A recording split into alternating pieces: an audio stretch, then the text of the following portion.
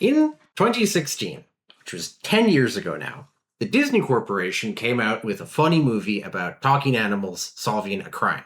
And near the end of that movie, which I went to see in theaters multiple times because I liked it a lot, there's a bit where a vehicle crashes and two people look at it and they remark on how it hasn't exploded, and then it explodes. And I was like, hey, there's a red versus blue line that's exactly like that. So I took that scene and I took the audio from that red versus blue scene and I put them together and I made a little shitpost for tumblr.com that I think has like 100 notes. Oh, no explosion! That sucked.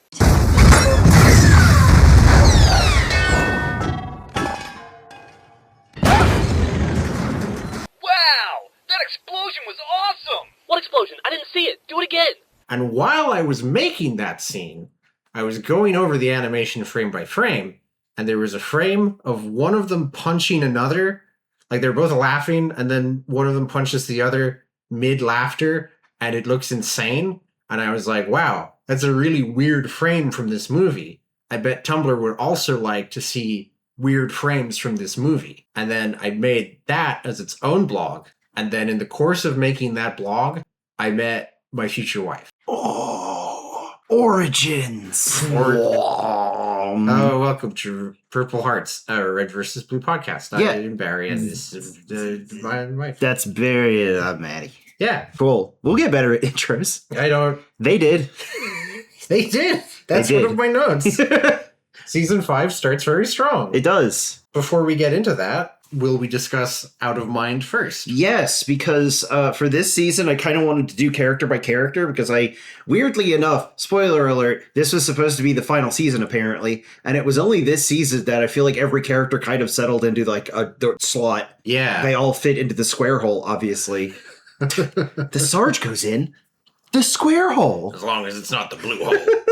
But I was going to say, let's start with Tex because we had the miniseries, but we can just go over the miniseries in general. I think that's a good kickoff. Let's just give a couple minutes over to Out of Mind. Mostly, I wanted to remember to watch because, as we mentioned, there's been other like side videos. Every year they put on like, oh, the Red vs. Blue talk about the Super Bowl, or Red vs. Blue talk about what it's like to legally download movies from the internet. And that is all side content. Like, it's just pure comedy. It's based on the characters, but it's non-canonical. Out of Mind was produced for circulation on this new thing called the Xbox Live Marketplace. Oh, wow, cool. Actually, I don't remember if you told me that. That's great. Yeah. Microsoft was like, make more shit. This is the Halo box, of course. Make some of your silly Halo stuff for our Xbox. And Bernie Burns was like, okay. Because it is set between seasons 4 and 5, we remembered to actually watch it. Oh, yeah. And just pulling it up on YouTube, it was interesting to see all of the comments years after the fact being like, oh, wow, this is where Red vs. Blue really started to experiment with drama and characters, telling a story that did not punctuate the end of every scene with a dick joke, necessarily. I was pleasantly surprised. I remember liking it, by all means. I didn't think we would dislike it, but it was very solid for what it was. They nailed character pretty good. It was a solid story. I thought it was a good little mini-sode, because if we're treating seasons like episodes, this was like, the mini-sode. I like the new characters introduced. Yes. I will say, as I voiced at the time, I thought it was a flashback for some reason. I don't really have like a specific reason for that. I thought for some reason this is what was going on right before Tex showed up at the Blood Gulch Chronicles. Right. At the Chronicles of Blood Gulch. Yes. Narnia, the Chronicles of Narnia Gulch. Incorrect. Oh, okay. Wrong.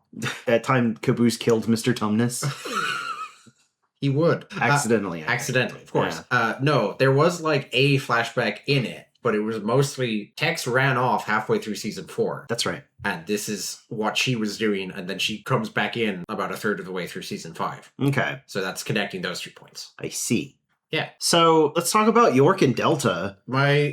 The one thing I want to deliberately point out from my notes is that the third thing I wrote down was Delta with a bunch of A's. And the last thing I wrote down was Delta with a crying face next to it. Very apt. I get it. Yeah. That's good sci-fi writing because it's an artificial intelligence. Yes. But you insert the human element That's what good sci-fi is. And he's quite a, forgive the wordplay, by the numbers. Like, characterization-wise, he's very Data. He's very, like, stereotypical robot character. Stereo, because it's one side, because it's two. Never mind. Don't worry about it. It was a bad metaphor. Okay. But, yeah, the writing around Delta is good. He has a very good, believable partnership with York. York is very, like, he's a warm presence. I liked him. I thought he was fun. The word I would use. Some of the Blood Gulch boys, like Caboose and Donut, are, like, nice, but in a kind of superficial, empty-headed way. Yeah. York is maybe the first person we've met who has his shit kind of more or less together. Yeah. And also you would willingly be in the same room as him. Yeah. Which I think you don't really have both of those in any of these other characters yet. Yeah. I kind of had a lingering question. What exactly was he doing at the start? Because they're in some sort of war zone or something. Well, they're in a bustling city. But you can't depict that within a Halo 2 match. Yeah, that's true. So he was just breaking into a shop. They should have put in that audio from that one clip of Invader Zim. Oh, God. It's just honking, but there's no cars visible anywhere. Yeah, I mean, would have told it. That wouldn't have been a million miles away from the usual vibe. So he's breaking in? Yeah, he was like the infiltration specialist of the freelancers. Okay. And Tex comments that now he's just a petty thief. Okay. In this economy. Oh, yeah, in esta economia. The other thing I wanted to specifically shout out about York is that he and Delta are talking about Tex's irrational need for vengeance. And York began a sentence that I thought was going to end with him calling Tex a woman. Basically, because again, that's what Church would have said. We are still in the year 2007. Okay. 7-ish? There you go. Yeah, like the Blood Gulch brew are there's a lot of statements like that. But instead, York is like, yeah, I mean, she's irrational and emotive. That's what makes us human. Again, like that kind of empathy, that sympathy. York's great. And he dies forever. Spoilers. Sorry. Great. But yeah, they had the touching moment at the end. Well, I guess we'll get to it. The plot of this is basically Texas hunting down Wyoming, who knows where Omega, they kind of like tease who his boss is. They're a bit coy about that, but I kind of figured it out like halfway. I was like, oh, they're definitely talking about O'Malley, who is originally named Omega. They all have Greek names. This is one of the things you were asking me about, and I was waiting for them to specifically say it out loud. And maybe they still do in a later season. Right. But yeah, all of the AIs are named things like Alpha, Omega, Sigma, Delta. And then they do a cute little thing of Tex's first name is Allison, Omega, and Allison O'Malley. O'Malley, right, okay. And likewise, there is some foreshadowing early in this where York talks about Reggie, and he doesn't specify who he's talking about because he's talking to Tex and they both know who Reggie is. Reggie turns out to be Wyoming. Wyoming, being the most British man alive, of course his first name is Reginald. Yeah, of course. And York says something about, remember Gary and his knock-knock jokes. Gamma, Reggie, Gary, who we have already met. Yes.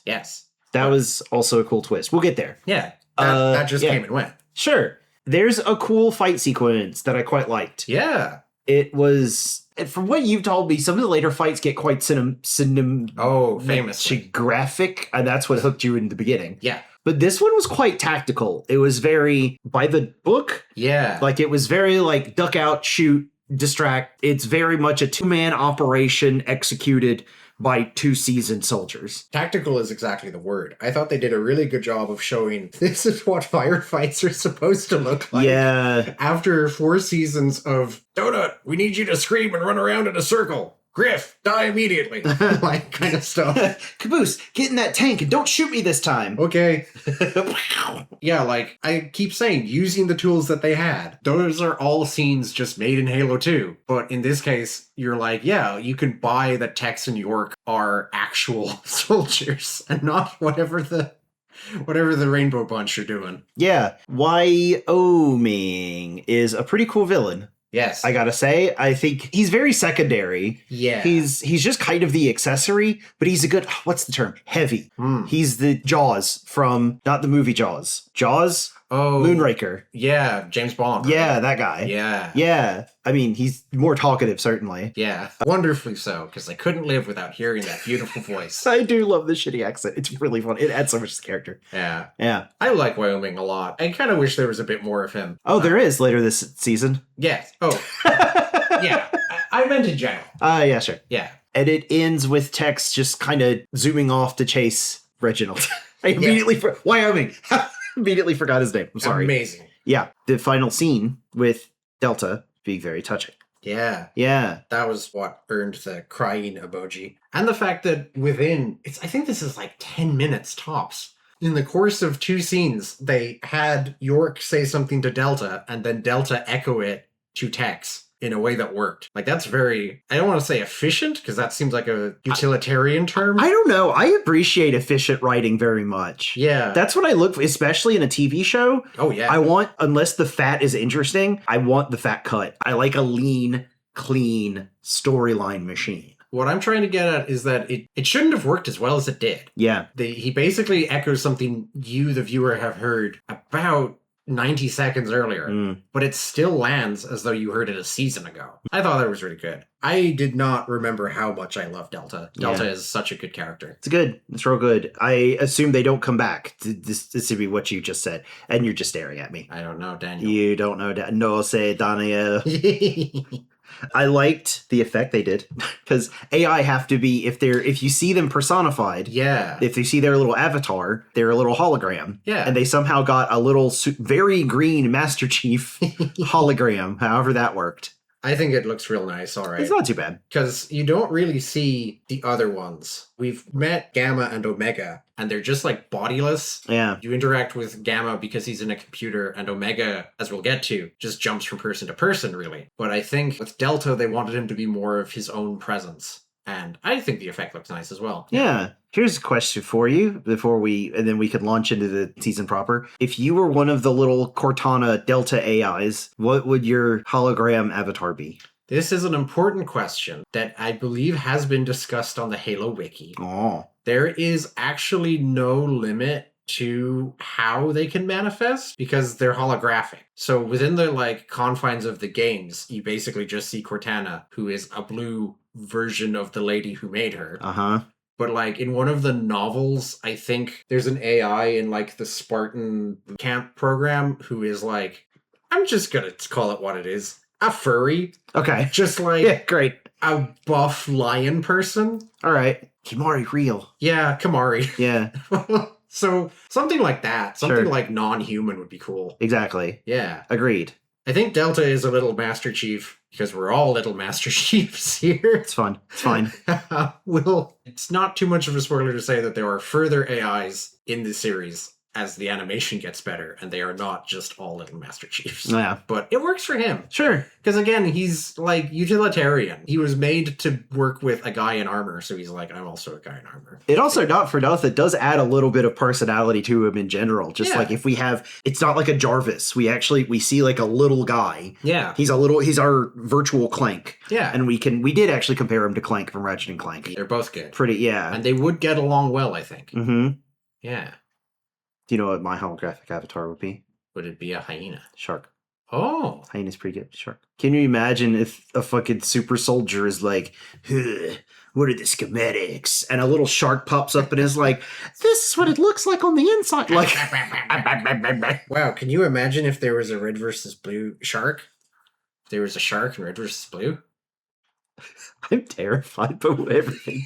You could say anything. This is the danger of going into a long-running series, having no knowledge, is someone who actually knows what it is, look at you and go, oh yeah, like sharks do you. I'm really excited for when they introduce the character of Santa. Oh yeah. I think you'll like when the red versus blue team meets Santa. Great. That's not the craziest thing. I would expect fucking Caboose to go into his mind palace and there be a fucking Sarge with white trim and be it's Pirate Santa or whatever. That would be good.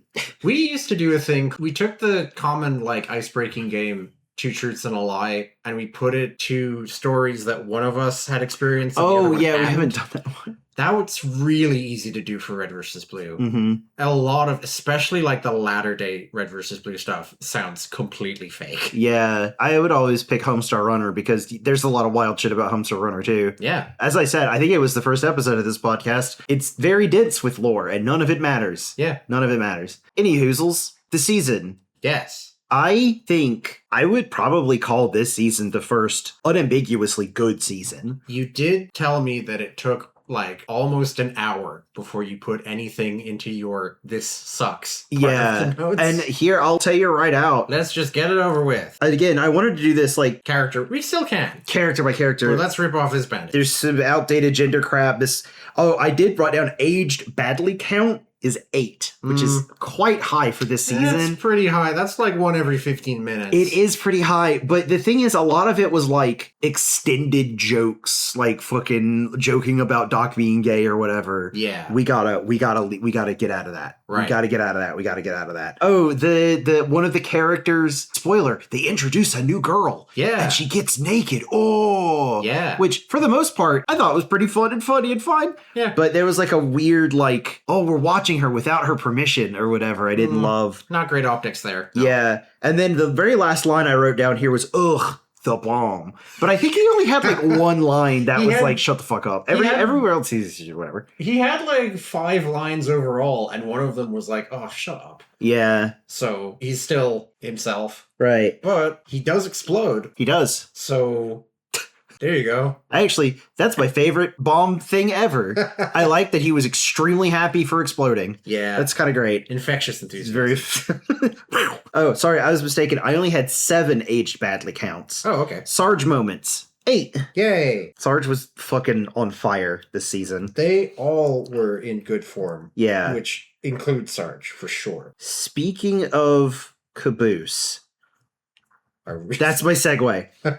Since we're going to the line, let's just start with Caboose. I gotta be honest, he was way better this season. From moment one. Yeah. Like, the first thing I have in my notes for the season is that the first scene was really good. Part of that is that Caboose had a bunch of actually funny lines. Yeah. Caboose size count 2. The entire Okay. season. That's 1 an hour. It was not all of them I liked, but they didn't drag out. The flow, it flowed really well. Yeah. They've gotten better at the timing of it. But yeah, the first giggle I got out of the season was from Caboose. Yeah. I don't remember the line, but I try not to make this podcast become, oh, and then this part was funny. Yeah. And then this part was funny, which is so easy to do. Absolutely. When it's a series, that's pretty funny. Actually, I gotta admit, my very first line that I wrote was in all caps, alien. Because the alien comes back. We'll get there, though. Yeah. Caboose! Yeah, he was just funnier this season. I don't know how much plot relevance he had, really. I think towards the end, they go into his mind palace because, spoiler, fucking Omega comes back, and Yes. we have to see the Caboose versions of everyone, which is great. And that leads to the best joke with the best character, Pirate Sarge. Yeah. Briefly speaks with a Cockney accent. Yeah. And I'm not consistent. yeah. Beautiful Yeah. stuff. He's just kind of there. Oh, he does spend the first, I feel like the first 10 minutes lying down because I think he gets injured really badly and Doc is busy. Doc fed Caboose's blood to Junior. That's right. That's why Caboose is intentionally loopy and on the floor mumbling through that first scene. Was it at Caboose's expense for their he'll do anything for orange juice and crackers or something? Yeah, I was like, okay, yeah. It's relatable. Relatable. Orange juice and crackers is pretty good. Yeah. I've only given blood once. People should. I feel bad. I'm in a position where I can't for various reasons. But I've only done it once. This is fun. I don't know if I have. It's not something that I would enjoy doing. But I agree that it is, of course, important to do. Yeah. Do we do here in this country, this unnamed country, You'll never find us! the Bloodmobile, which is a great name for something that's incredibly boring. No, I don't think we do. In the States, it's a trailer that just shows up to places, to businesses that agree to host them. and it has like 3 or 4 hospital beds and a clean facility where they can just draw and store blood. And it needs to be guarded by at least one well-armed vampire hunter. Yeah. Otherwise, it will get attacked on the highway. Oh yeah, absolutely. Yeah. Yeah, we should do that movie. It's it's a Fury Road style movie, but we're defending the Bloodmobile from fucking vampires. Yeah. Blade in Mad Max. Blade. I can't.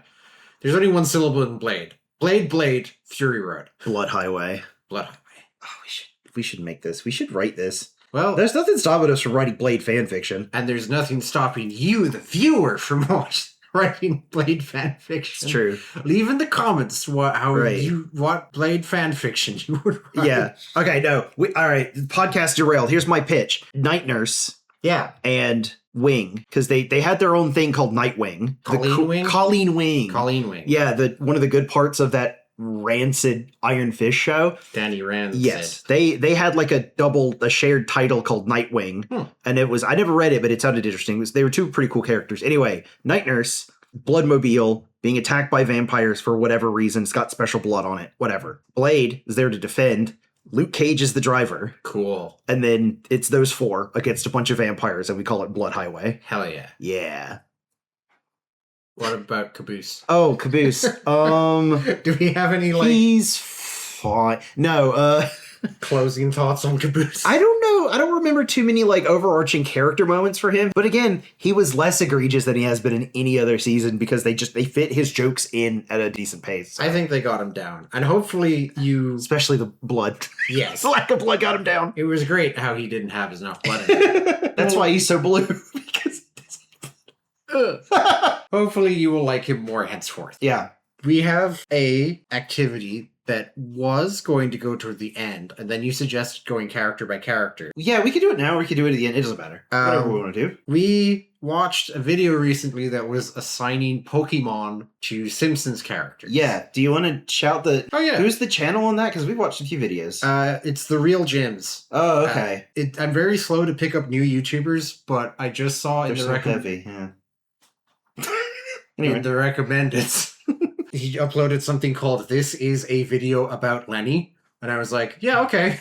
Great. From there, I've been watching the Simpsons analysis. Why not? They're pretty good, yeah. But that video got us thinking about assigning Pokemon to various fictional characters, and we're doing that this episode. Yes. So We all did. We all have a list. All of us yeah, did the assignment, and we all of us did the We did assignment it, that they and it's good. of the 2 of us Yeah. suggested doing. And we all are so excited to do it. So will I go first or will you? You should, because I think mine is going to be a fucking slam dunk. Okay. I didn't overthink this one. Caboose, of course, gets a Slowpoke. Yeah, sure. He gives me water type vibes for some reason.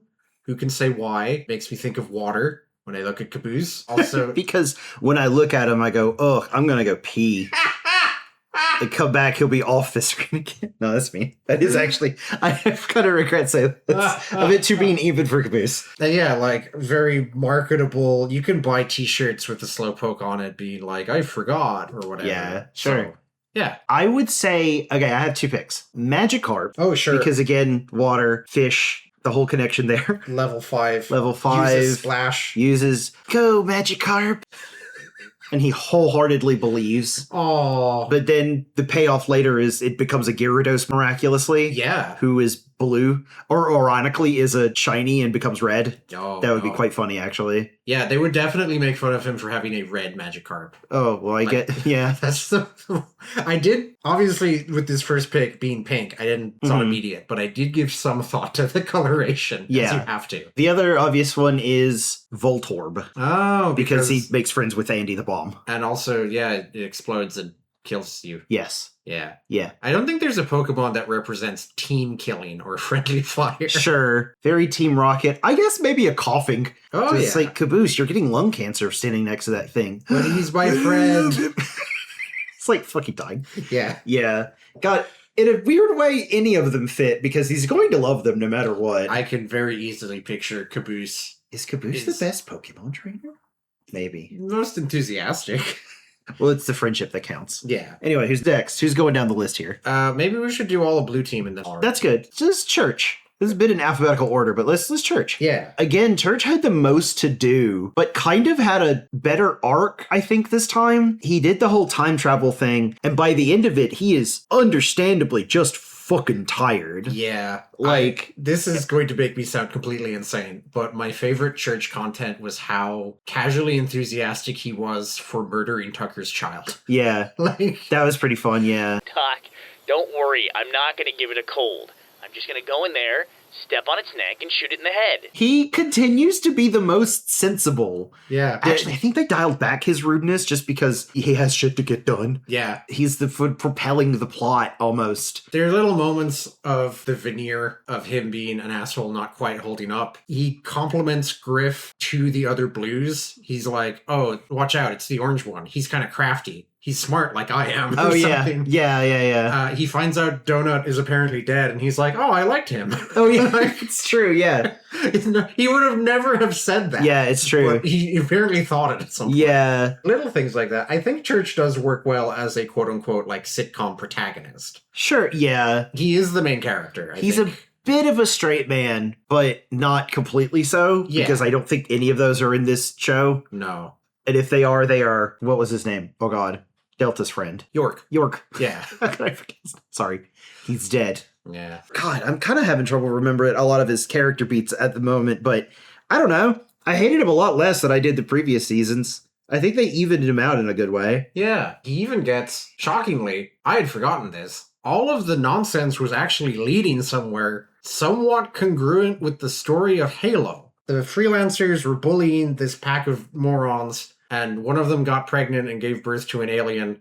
Oh, that's right, yes. And then it all turned out the freelancers were going to use Junior to take over. They talk about the Covenant like it's one alien race. Yeah. But I assume even just taking over the elite race would have been fairly significant. They're going to, like, engineer a religious messiah situation. Always goes well. Take the elites out of the equation and, like, turn them against humanity's enemies. Even Tex is like, oh shit, yeah, that's what we've been supposed to be doing this whole time. Uh-huh. And in turn, Church is like, that's stupid though. Because they're not going to stop there. Yeah, this is a team of evil humans. Yeah. They're not going to end the war and then just all go home. This is not something we can sign off on. And he's completely right. Entirely correct. I was quite surprised to be exactly on the same page as Church on all this.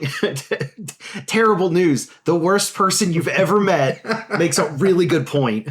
He's not the worst. He's not the worst. His name isn't. Oh, yeah, that's true. I have written in my notes, the biggest twist in the series thus far was that this actually meant something for the Covenant War this entire time. Yeah, it had something to do with anything. It wasn't just... Because the whole joke is Master Chief has already blown up all the aliens and we're fighting over flags in a box canyon for some reason. But it turns out...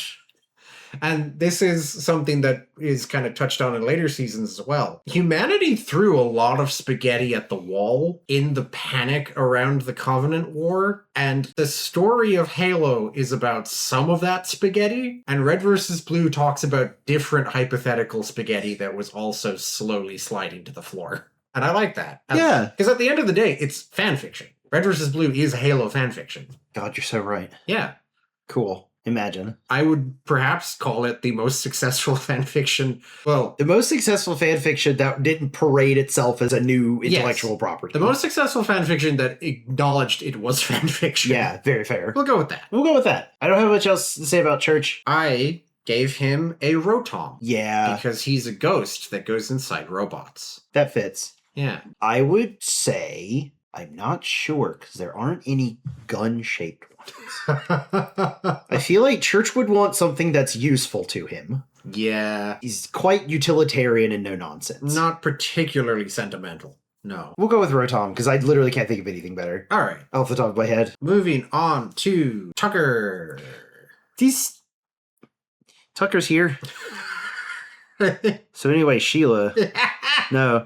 I can see in your mind the caboose stocks like slowly ticking up and overtaking the Tucker stocks. A bit, yeah. Tucker is just still kind of weird and horny. Yeah. Not the best. He makes some stabs at like being a father figure, but they don't really do that's his anything whole with thing. that. I actually his funniest jokes are about, oh, I've got a kid now. I actually thought that was kind of an interesting character, even if it was like dumb and not serious in any way. Yeah. It's still kind of interesting for him to be like, all right, kid, this is how the world works.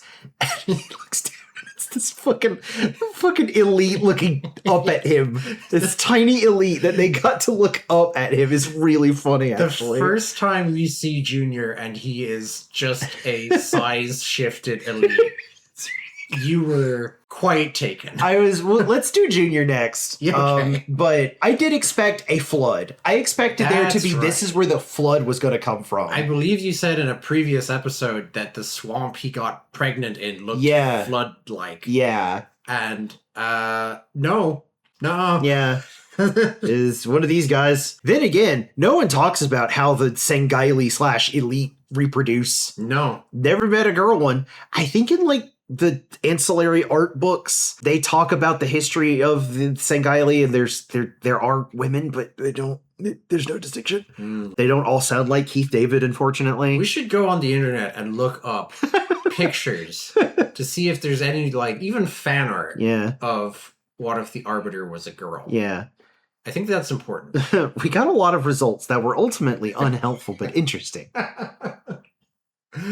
He still has the stupid key sword. Yes, and he gets a cool moment at the end. Oh, yeah, that's right. I forgot about that. He does get to stab Wyoming real good with it. That was good. I like that they figured out a way to kill a character without knocking the character over immediately, just by clipping the sword gently through his chest. That's cute. I did also, a lot of the season somehow got knocked out of my brain between watching it and now, which doesn't bode well, but I still enjoyed it. Anyway, Tucker has one of the biggest character plot moments in this season because he's the one that clocks that Wyoming is fucking doing time shenanigans. Yes. Wyoming, for some reason, like, Tex can go invisible. Perfectly reasonable thing for a super soldier to have. I forget what York's power is. I think it might have just been like, no, they do mention it. They say he had a healing factor. Perfectly reasonable thing for a super soldier to have. Right. Wyoming can just save scum in real life. Yeah. And he still dies. Yeah. Wyoming sucks. I love him. Yeah, because he did it again, and then Tucker eventually, like, figures it out. Yeah. And then I think there's some kind of, he distracts him, like, oh, you missed, and then the sword bursts from his back. Yeah, that is satisfying. Yeah. Again, this is the seeds of what some of the things you've described that come later on is, what if Red vs. Blue did cool shit? Yeah. What if they did cool action movie shit? Yeah. And I'm here for it. That's cool. So that was great. Mostly on vibes, slightly on color scheme. I gave Tucker the Lotad line. Yes. Because he is one of the characters who, like, grows the most from season 1 to, like, season 15. Right. So I wanted one that had, like, a 3-stage evolution and started off looking a bit weedy and ended up... Weedy. Because it's a grass type. Yeah. Anyway. And also, just vibes-wise, like, sure. Ludicolo likes to party, I think. Yeah, that's good. Yeah. I would say Whooper. Yeah, why not? Yeah. You just assign Whooper to an increasing amount of characters. Yeah. No, it's more like Tucker tries to play off Whooper as, like, really impressive and like, oh, the ladies love him. Ladies love him, which is true, but they're like, Not why are in you that way. Whooper, why are you with him? Get away from him. Also because his child is small and a weird monster. Yeah. So I think that fits a little bit. I kind of don't really consider Junior enough of a character. I kind of forgot to give him a Pokemon. Right, sure. Because we don't have to do that. That's fine. He is kind of a Pokemon already. He's probably like Mime Junior or some shit. He's one of the baby Pokemon. Yeah. God, they're all real bad. They are all real bad. When we eventually get to our Pokemon podcast, we're going to talk about how all of the babies are bad. Yeah, where we watch every episode of Pokemon in order. And yeah, in our inaugural episode, we eat eggs because Togepi. Okay. We're ritualistically eating the Togepi. All right. Anyway. Yeah, I don't hate Junior, but in a series that defines itself on funny dialogue, much like his quote-unquote father, not a whole lot to discuss there. I love Junior. Okay. I love you. I love you. Where did he get his little armor? Yeah. Dude, where did they get that? Well, Is he born with that? The important thing is that it's the same color as Tucker, as you would expect. That makes perfect sense. I was fucking elated when I saw this thing. I wrote down in all caps, "Oh my god, Babby Alien." Yeah. It was so fucking it's one of the most joyous things I've had watching this show. I think he had like a little rap. Like I think he had like one line. He might have repeated one line. I think he repeated the stupid Bow Chicka Wow Wow line back at him. Bargy Hong Kong. That's right. Yeah. Which is actually pretty funny. So. Sure. Also, yeah, they had him do that. And I think I wrote down that we are still locked in 2007.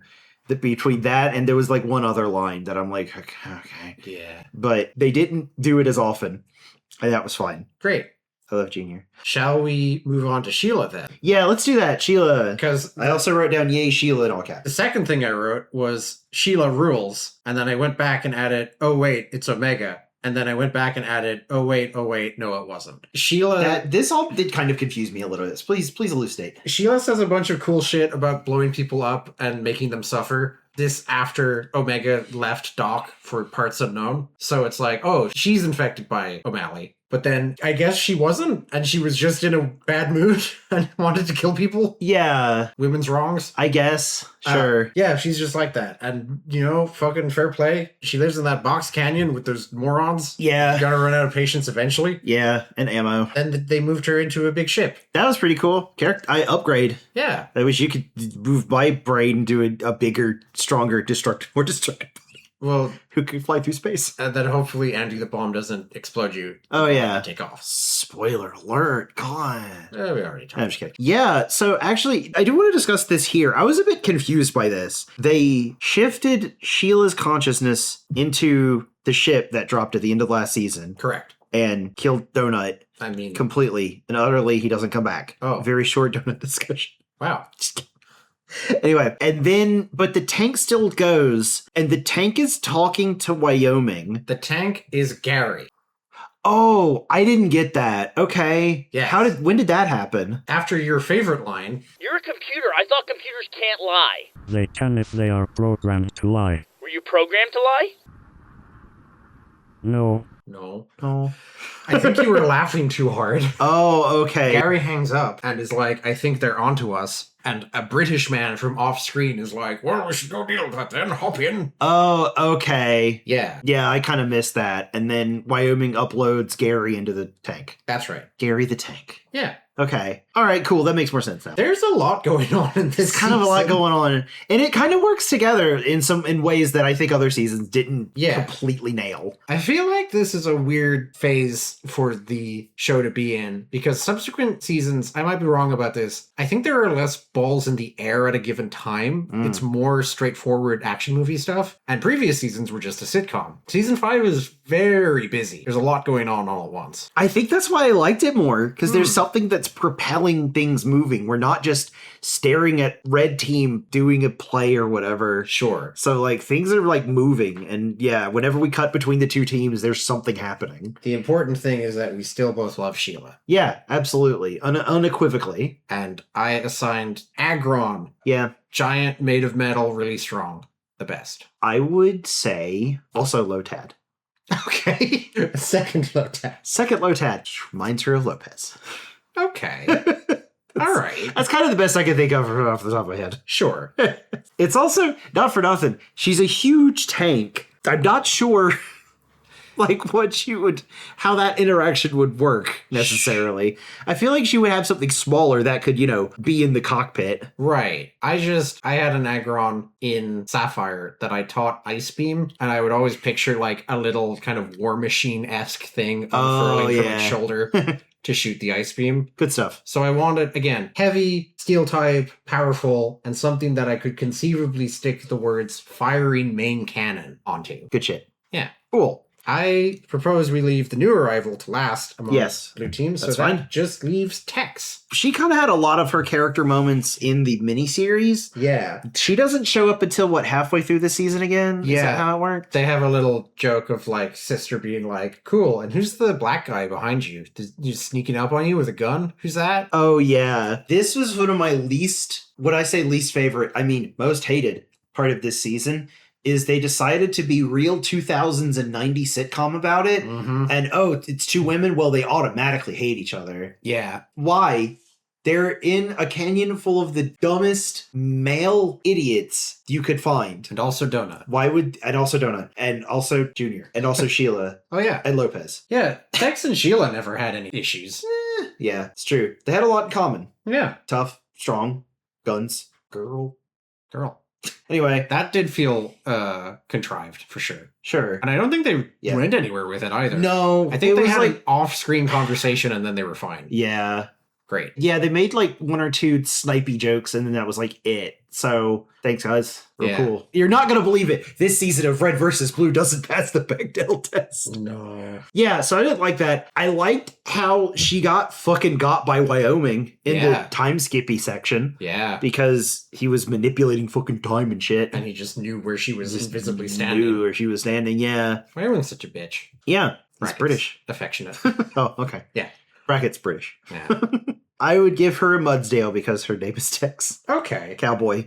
I gave her Lucario Okay. because I felt like she had to be both steel and fighting. And in both cases, it's like, oh, it's so cool. Black armor, punching people. What if a dog had spikes? Yeah. Like, shall we say, classically cool Yeah. and call it there. Yes. That brings us, of course, to Sister. Sister. They just called her sister. They just called her sister. Just called her sister. Her legal name is Kakiana Griff. Okay. Because she and her brother Dexter are Hawaiian. Okay. This never really comes up, Okay. but they are from Hawaii. Okay. I believe Kakiana means like beloved older male sibling. Sticking with the joke of things that make you do a double take. Okay. Yeah, I like Sister. I'll be honest. I like Sister. I waffle a little bit on her. I think what I do like is they took a completely different tack to make a new girl. Yes. They were like, okay, we've already done big, strong, and cool and awesome. Let's do the opposite. Yeah. That's fine. That didn't bother me. Some of the sexual stuff kind of bugged me a little bit, but just because it was 2007 immature jokes type stuff. Although, not for nothing, pretty cool that, again, the girl shows asexuality. Yeah. That's pretty great. That's fine. Openly, yeah. Openly. I did think the whole Doc needs to examine you. Oh, she's naked. Tucker's like, oh, I could just give you a second hand or whatever. He's like desperate to look. I thought that sequence was actually pretty funny. That's way funnier than it could have been. Yeah. Yeah, it was like, okay, this isn't because she's very clearly like not being tricked into doing anything. No. Doc is doing his fucking job. This is the most professional we've ever seen Doc. It's true. Completely unfazed. Yeah. Alright, I know this might feel unusual, but for this next test, I really need you to try to keep your legs together. No, together.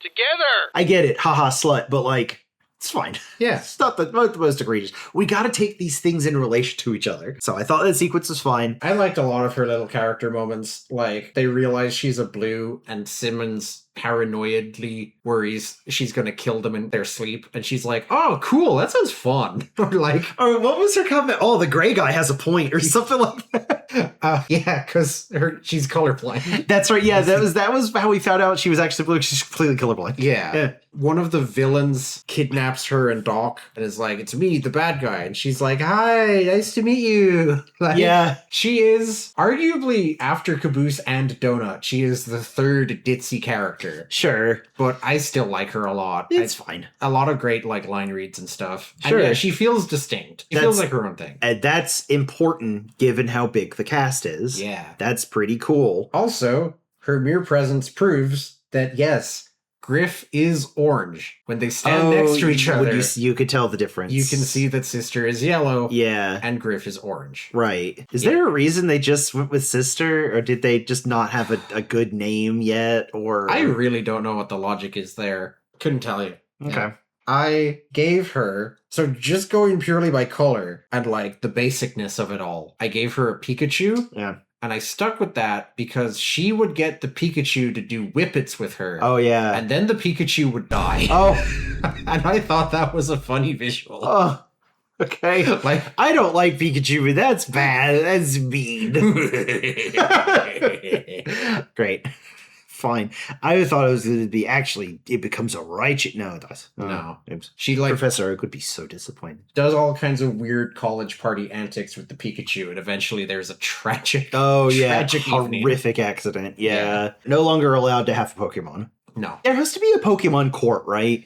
Like, if you fuck with your Pokemon enough, someone's like, you're not allowed to have one ever, and we will persecute you if you do. Yeah. Like, Giovanni would be on that list, right? He would be on the anti-Poke list. Yeah. Yeah. And then she would offhandedly bring all of this up in conversation, and someone would be like, haha, yeah. Wait, what? Wait, what? Because that's her. Oh, yeah. She's one of those characters who doesn't have a catchphrase herself. She has a catchphrase that other people say to her. Yeah. Great. Who else is on? That's it for Blue Team. Blue Team. Do you- Okay. You want to talk about the most important character in the show? Your favorite? We already talked about Junior. Do you want to talk about the guy who you have a list for all the times he makes you laugh? Oh, Sarge, yeah. Yes. He had a lot of fucking banger lines. He usually does. Yeah. There was one part in particular where he was like, Sarge, I'm not sure Griff knows what he's talking about. Griff doesn't know what he's talking about, eh? Stop the fucking presses. stop the fucking presses. That took both of us out. Because he delivered, he didn't have like a lot of like juice behind it. It's just that it was so deadpan. So coldly disdainful.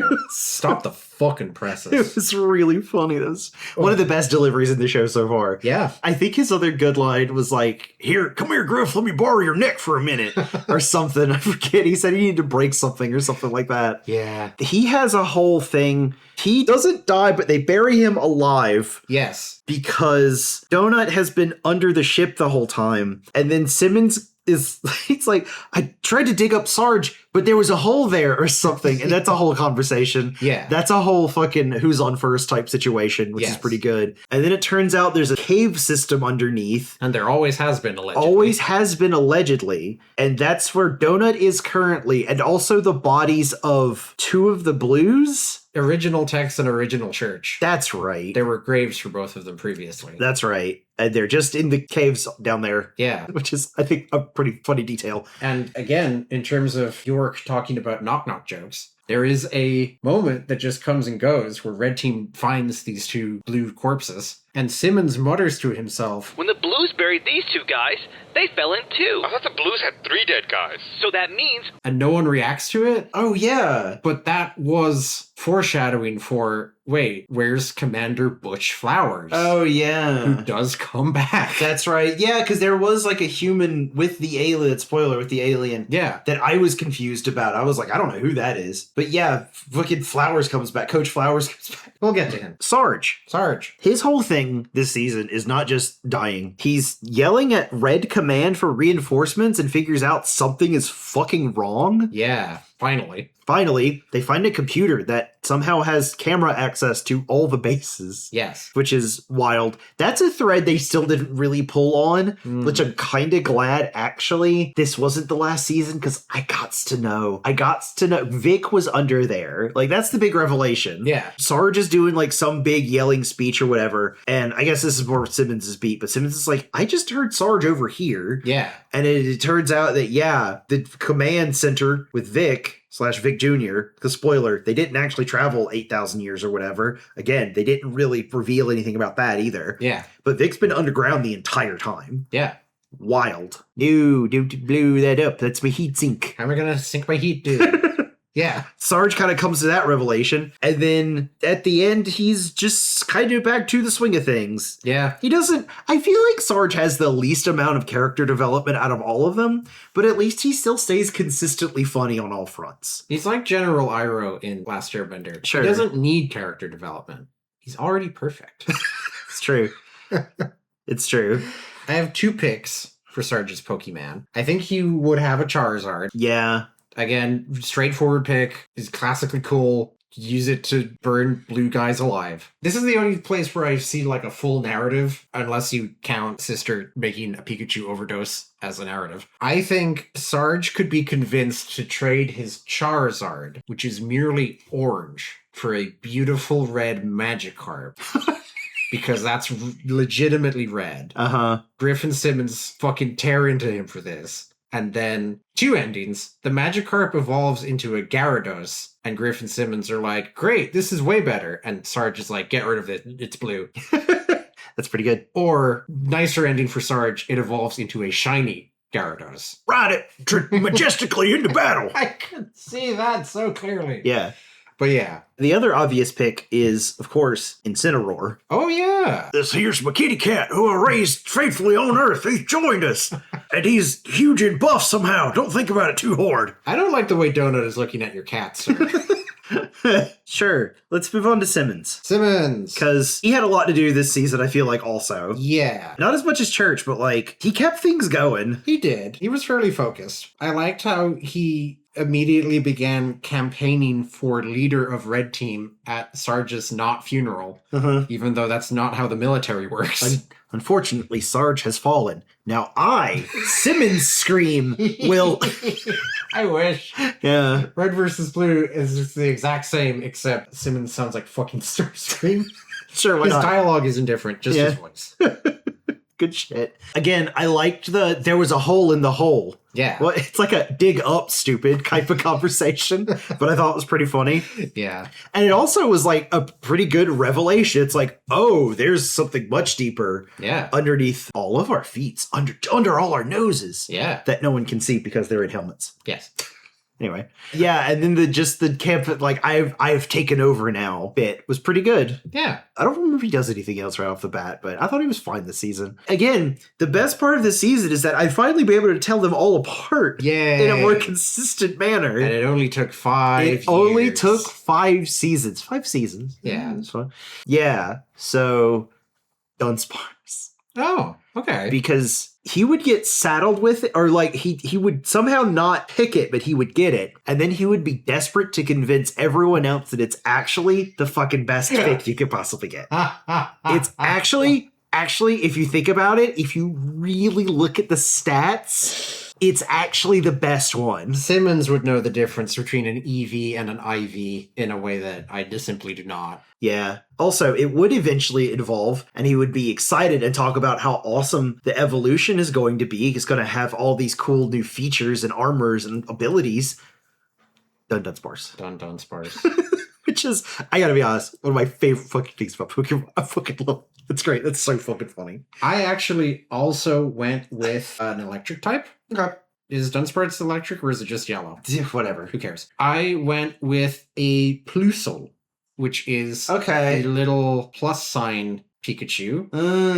It's got red on it. He would need a Pokemon that has red on it because he's not particularly loyal to Red Team, but he wants to appear loyal to Sarge at least. Okay. And obviously he is a duo from the very, very, very first shot of the series. It's all about Simmons and Griff kind of being packaged as a duo. So Simmons has a Plusle and Griff has that normal type sloth, Slakoth or whatever it's called. And Simmons gets really pissed off. Yeah. Because Plusle's not good. No. It's not good at the best of times, and it's much worse if it doesn't have a Minun standing next to it. It's pretty good. So Simmons is saddled with this fucking low-tier Pokemon, while Griff is like, oh, I love this thing. It's just like me for real. Yeah. I've been feeding it candy bars.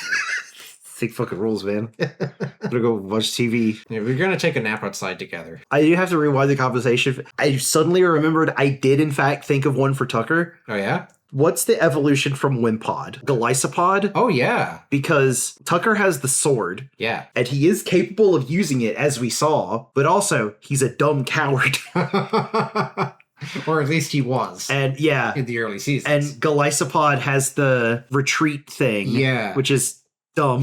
Wimpod Golisopod is like, I don't know. I love it, but it does kind of suck. Yeah. Anyway. Yeah, I've already told you my Griff pick, so if you want to talk about Griff. Yeah, let's do the Griff. Yeah, that's fine. Do you want to talk about Griff from Red vs. Blue with me? Let's talk about Griff, baby. I like him. He's good. It's fine. I still like him. Moving on. No, I'm just kidding. No, again, he evens out a bit, just like everybody else does. Yeah. I think they give him less screen time, honestly, and I think it helps. I don't think he has a whole lot to do. They did find a bit of a cheat code in giving him a motivation. I literally forgot that his sister is here.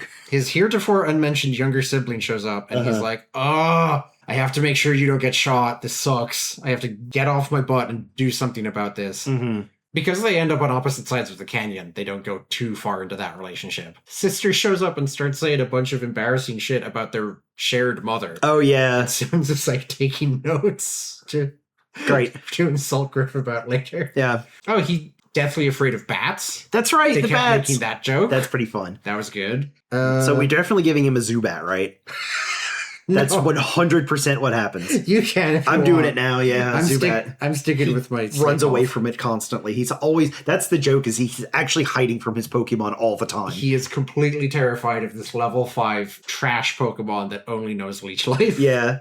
Or even worse, which is Noibat, which is a bat, but extremely adorable. Oh, and affectionate. Affectionate. Yeah. Yeah. Griff, like Tucker, does go through. I don't think he changes massively as a person, but he definitely goes from a moron to a moron with a surprisingly effective kill to death ratio. Sure. So anything that evolves makes sense too. Okay. I guess I don't have that much to talk about Griff. He was fine. I didn't hate him. That's the biggest part. I don't remember even what he did towards the end. I think he was just kind of there. Yes. Most of Red Team was just kind of there. Although he was there when they fucking found the magic computer. Yes. Who I assume is Vic. Again, going back to this, because I know we've already mentioned this earlier. Maybe the computer is just Vic, or is Vic commanding from, because Vic himself could still be in, who knows.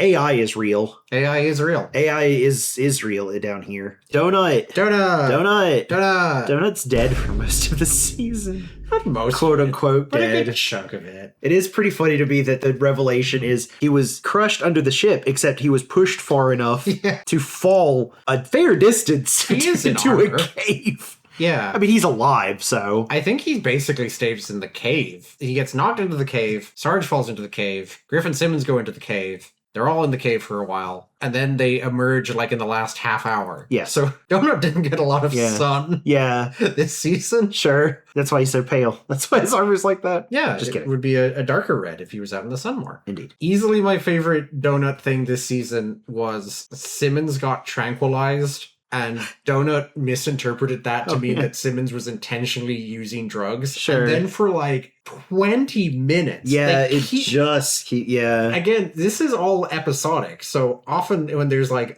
running joke, they'll return to it within a, 3 to 10 minute radius. And then a week would have passed in real life. But they do this so much that it must have been across multiple episodes. Oh, yeah, absolutely. That Donut's don't listen to him, Sarge. They're just trying to score their next fix. So imagine missing the episode that established that joke and just walking in on whatever fucking Donut is talking about. That'd be pretty funny. I didn't think it was as funny as you did. I was kind of okay, I get it. But for a running joke, it's fine. Yeah. Also the fact that he's super into it, he's really committed to it. It's the most vindictive we've ever seen. It really is. It's really weird. He really hates drug users, apparently. Apparently so. He's the one guy that Dare worked on. He's been riding the wave and tripping the Technicolor Dreamscape. Far out, man. Druggy loser. Will you stop, Donut? All you're doing with your stupid anti-drug lingo is making me actually want to try drugs. Choose life, Simmons. Choose it. He also doesn't do very much. No. He's also just kind of here. Yeah. Although that's kind of what he is through most seasons, but he's fine. Yeah. Was he the one that found the underground facility? Because, spoiler, there's a Wraith in this season. Yeah. That doesn't do anything. I believe he does say it's like that other one I found. It's like the motorcycle I found in the cave. Yeah. Yeah. They Yeah. didn't use the Wraith, and I was very disappointed about that. God, you're right. I didn't even notice that. I think I meant to bring this up with Sheila. I like that they put her in the ship. I thought that was cool. A ship that talks to me. What is this, Deus Ex? Oh. But I really thought they were going to shove her into the alien tank. That would have made Which more would be sense. Fucking amazing. Why did they even put that in there? I don't know. I gave Donut a Galarian Ponyta. Yeah, okay. Because it's a little unicorn. Okay. And I think he would treat it right. Yeah, that would be the thing is everyone else gets a whatever Pokemon. Donut gets a genuinely good and powerful Pokemon. I think I would give it him like a Dratini.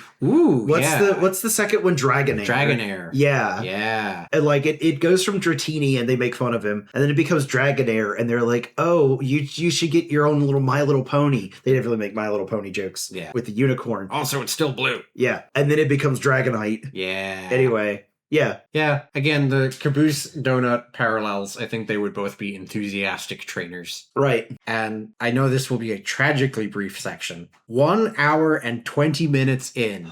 Yeah. We both went, yay, Lopez! Lopez. Out loud. And then he didn't do much. He didn't from do there. very much. It was quite sad. Yeah. But he was here and he was reunited with Sheila. Yeah. However briefly. I'm glad that happened. Sheila says, Lopez, is that you? And they definitely play like a little harp music. Oh, yeah. sting. Hello, Lopez. Sheila, eres tú. Yes, it is good to see you again. That's great. Dude, imagine your girlfriend who is a tank. You leave for a while and you come back and she's upgraded to being bigger Yeah. and have bigger guns and can fly in space. I believe How fucking cool would that be? Lopez What a glow up. was explicitly like he was attracted to Sheila because she was large and heavy and had a gun in Yeah. her. Yeah. And, you know, normal stuff. Like, Robot stuff, yes. We all agree on this. Yes, of course. But yeah. this is the ideal woman's body. You may not like it, but this is what peak performance looks Yeah. like. Yeah, it's true. Yeah, I'm glad he's around. I'm sure they're going to bring him back somehow. If I had a critique of this season, I can't say it's that serious or well-founded a critique because so much other stuff was happening. Not enough Lopez. Yeah. I gave Lopez a Steelix because obviously, again, skill type needs to be heavy. Mm-hmm. Heavy as possible. I could see Bronzong, the big, a big and heavy, or a Golurk. Yeah. Yeah, Cool. just because he's been reduced to a head for 3 seasons. Yeah. Just sitting on the Golurk shoulder. Cool. Yeah, what a good Pokemon. Lopez, we could use a character like you more in this season. Anyway, okay. So, Yes. handful of characters who are unaligned. Doc. Yes. Certainly in terms of like competence as a medical professional, from the moment Tucker got pregnant, Doc has suddenly gotten better at his job. Much more confident, yeah. Yeah, and again, he handles Sister pretty well. Just kind of there otherwise. Sorta. He does have some pretty funny jokes. Yeah. He does, like, resurrect everyone. Quote-unquote resurrect. He brings back flowers. Right? Isn't that what happens? He does his little choo-choo and he revitalizes them. How does flowers come back then? I think the implication was that Flowers never actually died. Oh. Huh. Okay. Yeah. All right, we'll get to him in a second then. Sure. That's fine. Doc, yes. No, he was great this season. I didn't mind him. Yeah. Again, when he was introduced, I was like, you have never talked about this character. I assume this guy's like a one and done. But he's stuck around for a while. Yeah. So maybe he fades into the background, but A little bit. but Okay. I like him overall. I don't mind him at all. At least, especially at this stage. Yeah. Most bare bones basic pick possible. Chansey. Yeah, Yeah. that would be standard. Yeah. Sure. I don't think there's anything else to really. Nah, Nurse Doc. Yeah.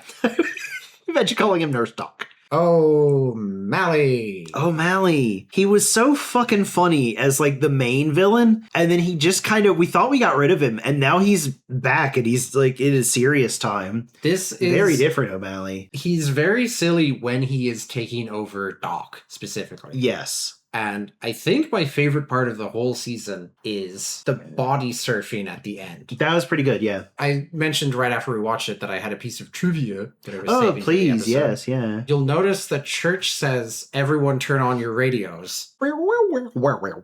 Yeah. Church is trying to prevent O'Malley from getting into tech specifically, and he's yelling at everyone to do it, and he yells at Tucker to do it, and Tucker says something like, I'm bonded to the sword, I'm not letting O'Malley have that, which is a pretty understandable response Sure. to the behind-the-scenes thing of they came up with what it would be like for each character to be infected by O'Malley. And I think they had good answers, like Simmons wants to take over Red Team and then take over the world. Donut is complaining about the patriarchy. Griff doesn't actually want to take over the universe because that would be work. Yeah. Church doesn't feel any different.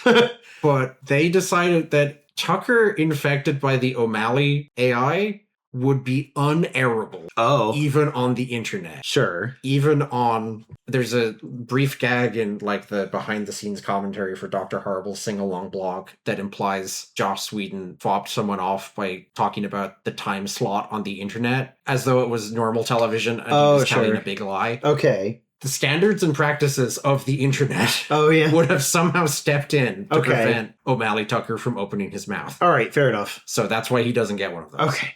But the jump from everyone else, and even like little moments like he jumps back into Caboose and then O'Malley's like, oh, this guy again. Oh, yeah.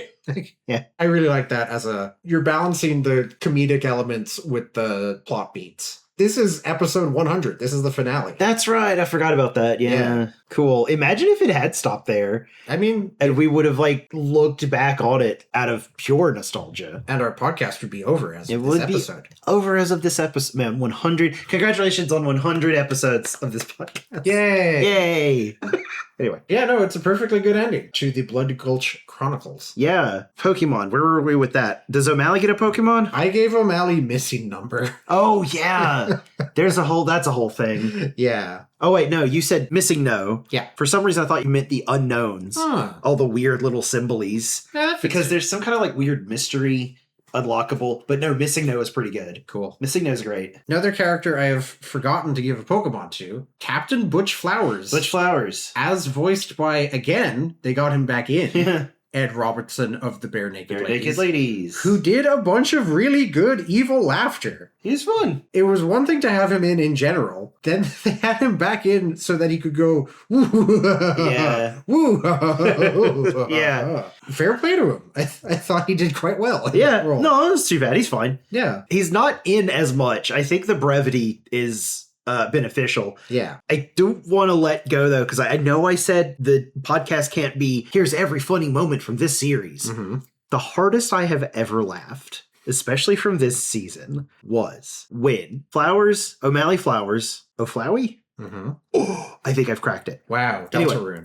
Deltarune real. You say that like Deltarune isn't real. Yeah. Anyway, spoiler. The other alien. Yes. They tranquilize Simmons with one needle. In the neck. And then Griff is like, what? And then immediately he is pincushioned by 8 or 9 needlers. There must have been so many characters off screen to pull that off. Yeah. And then after a beat, he is hit once more in the dick. And then a millisecond later, it cuts immediately. And it was such gorgeous timing that it really took me out. Yeah. Oh, very, very few visual jokes from this series has got me that good. I think we had to pause it. Oh, you did? Yeah. I laughed really, really good. I really hope that was the end of one of the episodes. It might have been, yeah. I think that's a good cut, and then immediately to credits. That would really come funny. back next week. Yeah. Oh, does Flowers get a Pokemon? Should we? I forgot. Butterfree. I can see it. Yeah, sure. Just something, because that's the thing. He's touchy-feely and, like, not violent. That's his whole thing, right? I kind of don't remember him from the season he was in. That was his persona when we saw him, anyway. Yeah. He was apparently on the evil guy team. Yes. Even if he had been infected by O'Malley. Certainly, you could do something like a Bulbasaur or whatever, because it's Flowers. Basic. I can see Butterfree, though. Yeah. And last but not least, most important character here, who we've already discussed, who we could talk about him all day, Agent Wyoming. Oh, yeah. Would you like to know what Pokemon I gave Agent Wyoming? I would. I was just about to ask. There's only one choice for it. It has to be the most British Pokemon of all. Galarian Weezy. Oh, God, that's right. Oh, yeah, sure. I thought there was going to be like a time manipulation. No. Yeah. Nothing but the most British for my guy Reginald. Represents the Industrial Revolution. Or whatever. He sucks. I like him. I said that like 3 times now. He's the worst.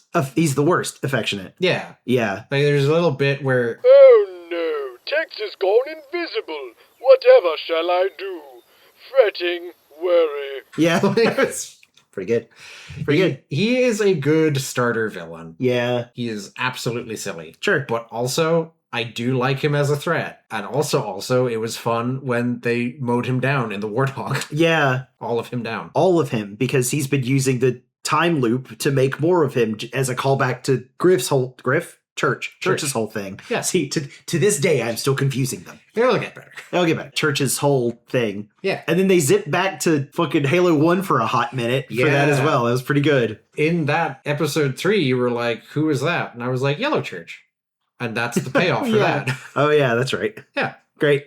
Yeah, cool. There's the other alien. He doesn't do very much, but he's here. Yeah. I thought that was pretty significant. Yeah. Oh, God, did we not even mention how Tex is basically like, no, actually, the bad guy is right. I'm going to go with them. Yeah, that's a kind of a big thing. That's quite a choice for the sitcom to make. Yeah. Again, Tex abruptly remembers that she is a super soldier in the morally dark universe of Halo.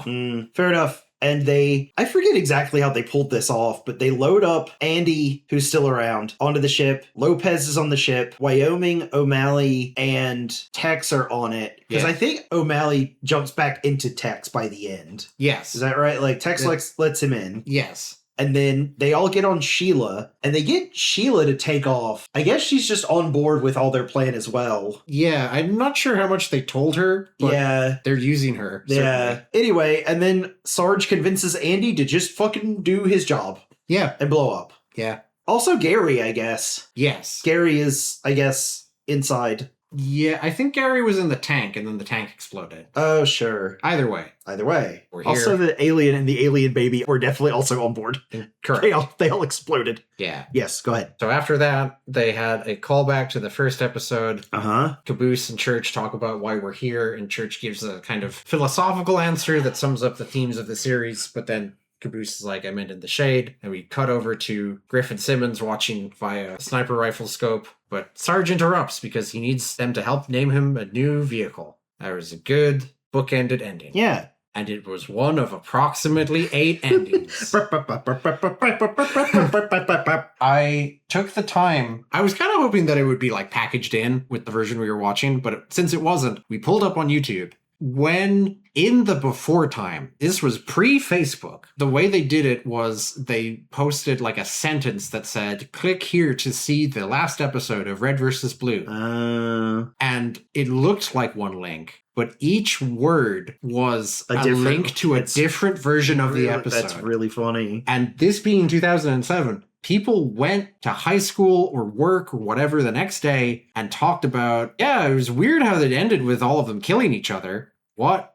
No, the aliens killed them. Yeah. So, yeah, I adore that. That's pretty funny. It can never happen again. That's such an artifact of that particular, like, Internet 1.0. That actually did remind me, there was a Hollywood movie that came out, God, almost around the exact same time, actually, that kind of did that. They sent different endings to different theaters. Oh, wow. They weren't completely different endings. I believe it was the first Paranormal Activity movie, which is the found footage, spooky. There's like a billion of them now, who cares? But there's like a slightly different ending depending on what theater you went to, where one of them was like the woman gets dragged away and then it just cuts to black and there's like text. But then there's another where the police show up and then they get got. And then there's another where the ghost creepily looks in the camera and then it cuts to or something. But like, yeah, they just sent it to different theaters and didn't tell anyone that this was going to happen. Wild. Yeah. So I'll look that up later. We can talk about that. Sure. Yeah. Your favorite ending was they are abruptly invaded by the Covenant. Yes. Again, sudden reminder. Oh, yeah, that's right. Halo. This is actually, we're at war with the Covenant. Yeah. And they still do the bookend thing, but instead it's blarg, honk, honk. Yeah. With a orange and a maroon elite. Yeah. My favorite ending is Church wakes up in season 1. Yeah. With the season 1 aspect ratio and sound quality. And reticle. And reticle in the middle of the screen that goes red if it ever goes over a character. And Sarge and Caboose sound like how they sounded like in the first season. When I talk like this. Yeah. Yeah. And Church is like, wow, this is crazy. I had a dream and you were all there. And Jenkins is like, was I there, Church? Yeah. And Church is like, no, I don't know why not. I guess I forgot you. And Jenkins is like, no worries. And then the Reds attack and Church is like, no, it's cool. We're all friends now, right? And They killed him. It's really funny. I love that. Again, it's still a bookend, Yeah. but it's much sillier. That is, I haven't mentioned it this episode. That's a Simpsons-worthy joke. Yes. The Jenkins, yeah. Oh, and I'm here too.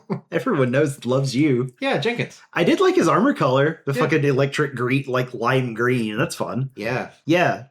Good. I can never think of Red vs. Blue Season 5 without remembering the multiple fake endings. That's such a nice touch. Fun. I like that a lot. It's fun. I'm glad they're still around. I'm still archived somewhere. Sure. That'll really wrap things for the most part. Like, Real quick, because we already did a whole thing, I just like to have this at the end of every episode. Best I'm giving to Church, because I think they gave him some real meat this time around. mm-hmm. And again, I thought some of his lines were very funny. Best new easily goes to Sister, mostly by default. Yeah. But like I said, I do like Sister. Most improved, of course, goes to Caboose, as we discussed right at the top. Much more solid overall. And worst, still Andy. Andy Yeah. only had one line that we didn't like, but that was enough. Get out of here, Andy. I would say Andy most improved because he fucking blows up forever. Finally. Finally. After 3 years. Yeah. One or two things we missed earlier. Viacom. There was a Yes. weird little joke when they were looking at the TV that was like, it briefly shifted to a screen that's like, this footage has been restricted, copyright claimed by Viacom or whatever. And we massively overthought that. Yeah.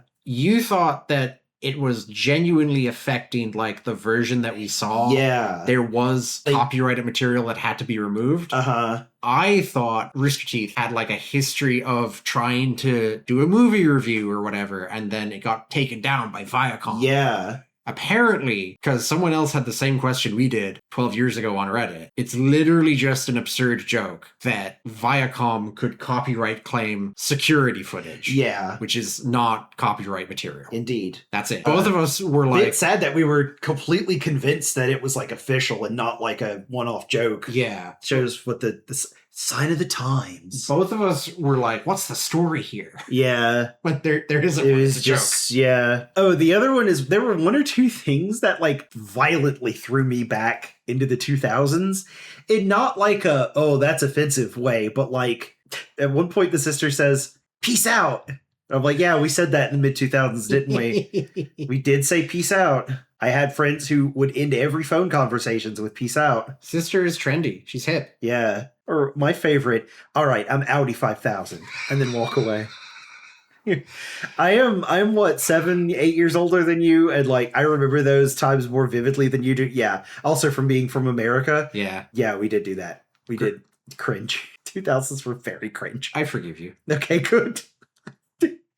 I didn't make it up. I forgive you. Also, breath strips. I forget what the exact line was, but the note I have down is, wow, weirdly dated reference to breath strips. Huh. For some reason, one of the we make gum breath companies, I think it was like Listerine or whatever, discovered that you could make little dissolvable, they're about the size of a stamp. They look like like an LSD vehicle. Wow.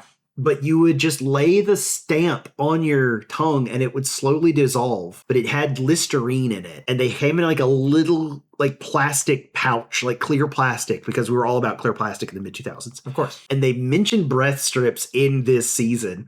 And I was like, wow, remember those? Oh. Like it was one of those things where like one company had them and then like 4 other companies made their product the same way. Mm-hmm. And then I think after like 5 years, they were just fucking gone and Yeah. no one remembers those. But like, yeah, I was like, wow, yeah, we bought those in high school also, along with our shitty Walmart energy drinks Oh. and the newest Halo game. Yeah. Yeah. All right. I think that'll do it. So next episode, we have another quick miniseries Oh, cool. that is contemporaneous to season 5. And then we move from the Blood Gulch Chronicles to Reconstruction. Interesting. Yeah. Right now we're in the antebellum Red versus Blue, and this is season 6's Reconstruction. More like Gray versus Blue. Remember when Sarge marched through Blue Base?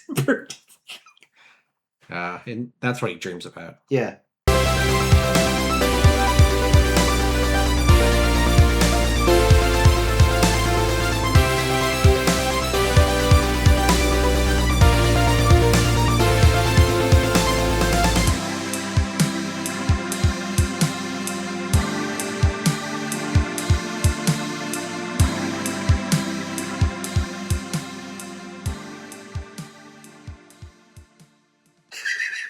Okay, good.